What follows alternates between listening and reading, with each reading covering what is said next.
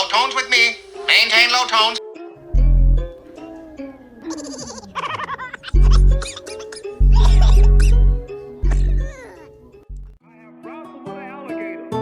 I done tumbled with a whale. I done handcuffed lightning, throw thunder in jail. That's bad. Only last week, I murdered a rock. I love you. Angela Stone hospitalized a brick. That's bad. I'm so mean, I make medicine sick. Fast. Last night, I cut the light off in the bedroom, hit the switches in the bed before the room was dark. All you chumps are gonna bow when I whip him. All of you, I know you got him. I know you got him picked, but the man's in trouble. I'm gonna show you how great I am.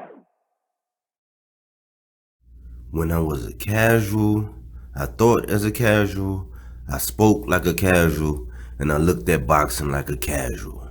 But when I became a hardcore, I put away all those casual things. This is Michael Rogers, and welcome to BodyWorkBoxing.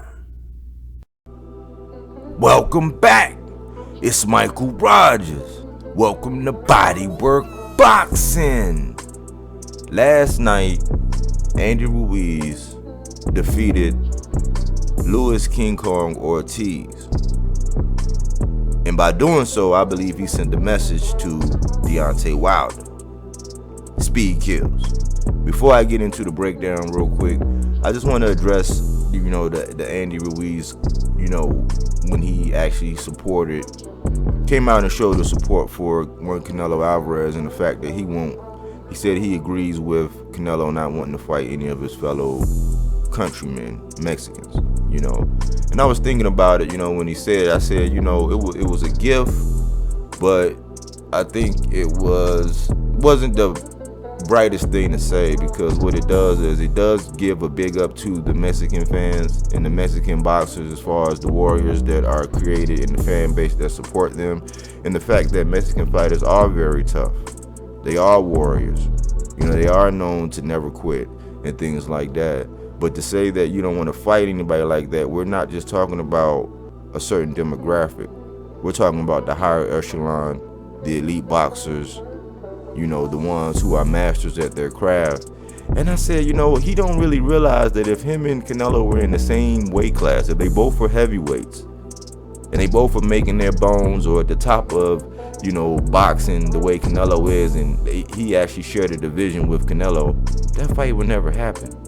I'm not sure he would be agreeing with that, because the fight that he's actually in pursuit of with Wilder would be the same thing if Canelo Alvarez was a Hispanic fighter. It's just something to think about when we let these things go and we co-sign things that people say and behaviors that people make. However, talking about the fight that happened last night, I was actually impressed by Andy Ruiz. I think he showed a lot of patience. He showed that he does have quick hands, and I believe that even though his power might not equate to a Wilder or Ortiz or some of the bigger guys, I think the fact that he can throw it so fast, is alerting and can do a lot of damage. He does have a good 1-2. I think the fight with him and Chris Arreola showed him a lot, and he learned a lot, because he was very patient with Ortiz, because even though he was winning a lot of the exchanges, he might get 3 or 4 in, or 2 or 3 in, and Ortiz might get 1 or get 2 in. The ones that Ortiz were able to land did impact Andy, and I think that he learned, I'm not going to be hard-headed. I'm not going to keep gambling, because he's waiting for me to come in the way Arreola did when he dropped me. So he stayed patient. He used his footwork. In a lot of cases, he did kind of work behind his jab, but he was able to get the 1-2, and he picked his selections, and he did that for 12 rounds. I think he took a round off or 2, maybe I think the 9th or something, but for the most part, Andy was game throughout the whole fight. He had a good spirit, throughout the fight, and then you could just see that Ortiz was just shocked that Andy got in and was able to do that. I think the first knockdown really gave him cobwebs and really had him saying, hold on, this guy is a viper. So I don't like the narratives that Ortiz aged overnight. We been knew that Ortiz was old. you know. But just like everybody's trying to prop up Helenius and say how good he is right now, and then they're trying to do the same thing with Ortiz and trying to, you know, basically say, oh man, Ortiz, you know, he's been an older guy. And really what it is trying to prop Ortiz up because of the wars he had with Wilder, you know. And I say that because even though I enjoyed the fight last night, I believe the fight that should have taken place last night was Wilder and Ruiz.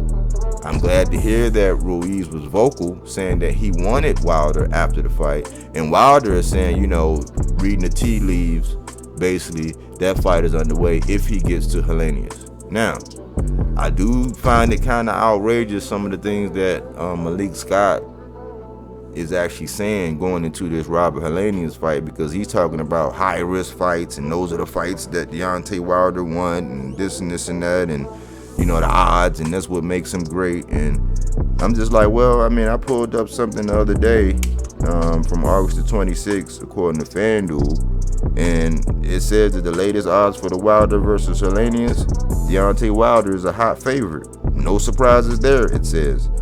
He is currently trading at best odds of -650, meaning you bet $650 to win $100 on Deontay Wilder.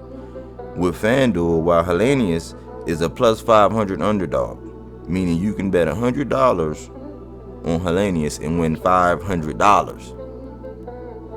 The draw, pretty unlikely in any Wilder fight, it says, but it's currently at a +2,000, meaning if you bet on the draw $100, you're gonna get $2,000.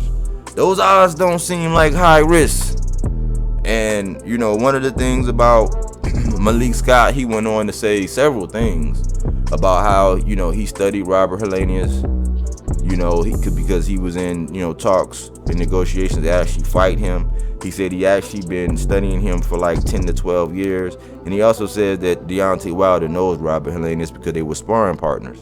You know, I gave Canelo Alvarez a lot of heat when he actually fought on his road to Undisputed, one of his old former sparring partners in Abney Yildirim. You know, and everybody was with me like, yeah, man, that's messed up. But here we go again with Wilder fighting one of his former sparring partners. You know, the last thing I want to say about some of the things that Malik Scott is, he actually touched on the Usyk fight. And what he ended out with was saying that unless you have that quick one-punch knockout power to get Usyk out of there, you can't win. Which clearly shows me that there's the philosophy is kind of skewed, because basically what he's actually saying is if Wilder wouldn't be able to land that one hit a quitter, he's not going to be able to beat Usyk. We all know that when it comes to boxing, as far as like pure boxing, we know that people like Usyk and Ruiz would be more considered like traditional boxer or boxer punchers. Wilder is a puncher.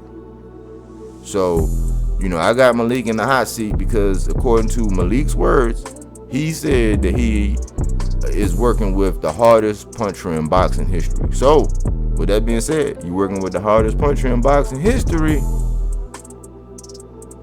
The hardest punching in boxing history.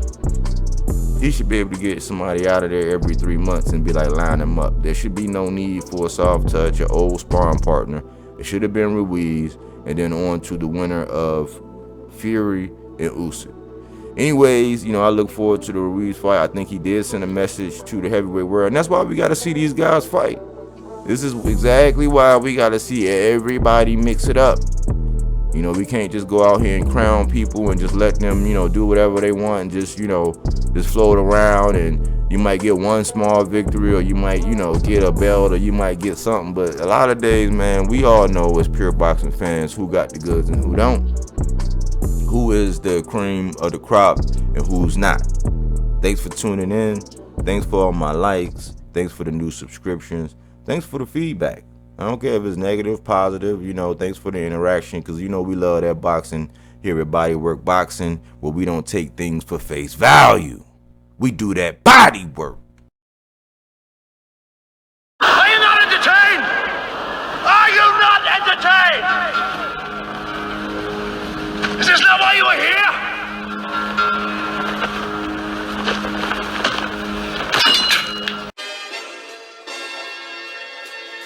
I do what I do. He knows what I'm about tell them right now is Mr. Keep running your mouth. That's what I do. I just feel like I'm the champ, and at the end of the day, I'm just a fighting motherfucker. It doesn't matter. Inside, outside, I can just fight. So I just feel like if it gets down to the wire, we gotta lock it up, I'm out on top. Hey, as you can see how I'm looking, I stay solid. I'm always solid. I stay fucked solid up, man. You know what I'm saying? To the fans that know. I do that job outside the ring. I'm a fighter, like I said before. Ain't no safety on the clock, so